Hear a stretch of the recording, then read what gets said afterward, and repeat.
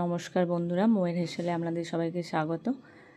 আজকের রেসিপি মশলাদার চিড়ে ভাজা। তো আমি প্রথমে চিড়ে শুকনো কড়াইয়ে ভেজে নেব। বেশ কয়েকবার নেড়ে চিড়েটাকে ভাজবো। চিড়েটার একটু কালারটা যখন চেঞ্জ হয়ে যাবে তখন চিড়েটাকে আমি নামিয়ে রেখে ঠান্ডা করতে দেবো। এবার চিড়ে ভাজাতে যে উপকরণগুলো মেশাবো সেগুলো তৈরি করে নেব।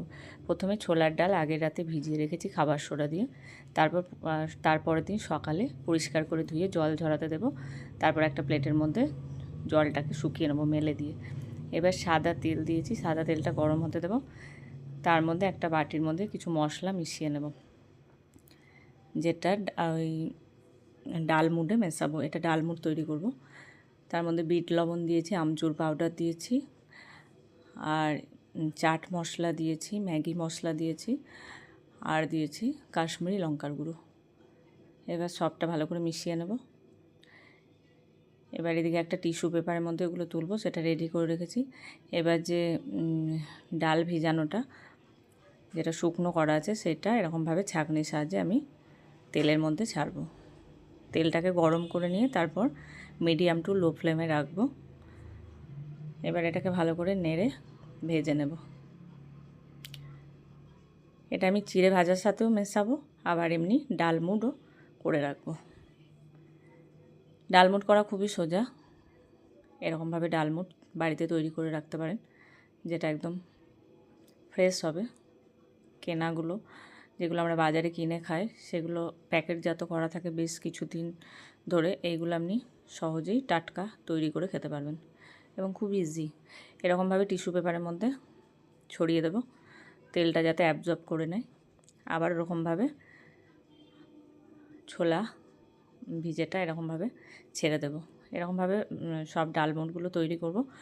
আর গরম থাকতে থাকতে যে মশলাটা আমি রেডি করেছিলাম, মশলাটা এই ডালমুডের মধ্যে মিশিয়ে নেব।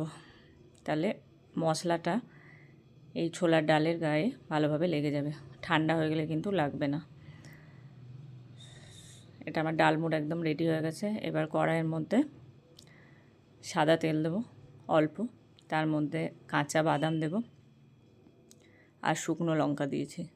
এবার বাদামটাকে ভাজবো। বেশ কিছুক্ষণ ভাজার পর একটু লবণ দিয়ে দেবো, সামান্য, খুব সামান্য লবণ দেবো, যাতে বাদামটার মধ্যে টেস্টটা ভালো থাকে। এবার বাদামটা প্রায় ভাজা হয়ে যখন আসবে তখন কারি পাতা দিয়ে দেবো। কারি পাতা দেওয়ার সময় একটু খেয়াল রাখবেন, কারি পাতাগুলো ফাটে খুব, একটু সাবধানে। তারপর কারি পাতাটাও একটু ভাজবো ভালো করে বাদামের সাথে। এবার যখন এটা ভাজা হয়ে যাবে বাদাম কারি পাতা সব, তখন এর মধ্যে যে আগে থেকে ভেজে রাখা চিড়েটা দিয়ে দেবো। এখানে আমার ক্যামেরাটা বন্ধ হয়ে গেছিলো, তাই ওটা আমি শ্যুট করতে পারিনি। তারপর চিড়েটা দিয়ে পুরোটা মেশানোর পর এই ভিডিওটা কিচ্ছু করিনি, ওই বাদামের মধ্যে ভাজা চিড়েটা দিয়ে দিয়েছি। এবার ওটাকে ভালো করে মেশাচ্ছি। এবার লবণ দেব। ওটা ভালো করে মেশানো হয়ে গেলে লবণ দিয়ে আবার চিড়ের সাথে ভালো করে মিশিয়ে নেব।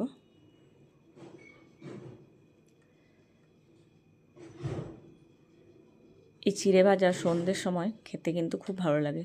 এটা যদি তারপর হোমমেড হয় তাহলে তো কথাই নেই, খুব টেস্টি হয়। এবার আগে থেকে সুগার পাউডার যেটা করে রেখেছি আমি, চিনিটাকে গুঁড়ো করে রেখেছিলাম, ওটা দিয়ে দেবো। একটু মিষ্টি মিষ্টি ঝাল ঝাল নুন নুন হবে, খেতে বেশি টেস্টি হবে। অবশ্যই বানাবেন, খেতে খুব ভালো লাগবে। সন্ধ্যের দিকে ইভিনিং স্ন্যাক্স হিসাবে খুবই ভালো এটা একটা রেসিপি। তো চিনিটা মেশানো হয়ে গেলে গ্যাসটা আমি অফ করে দেবো।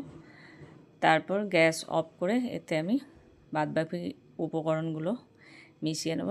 এখানে ঝুরি ভাজাটা আমি বাড়িতে বানাইনি, অবশ্যই এটা বাজার থেকে কেনা। ঝুরি ভাজা মিশিয়ে দিয়েছি।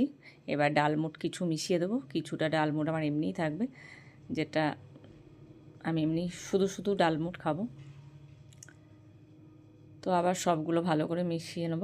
তাহলে আমার evening snacks, homemade evening snacks একদম রেডি।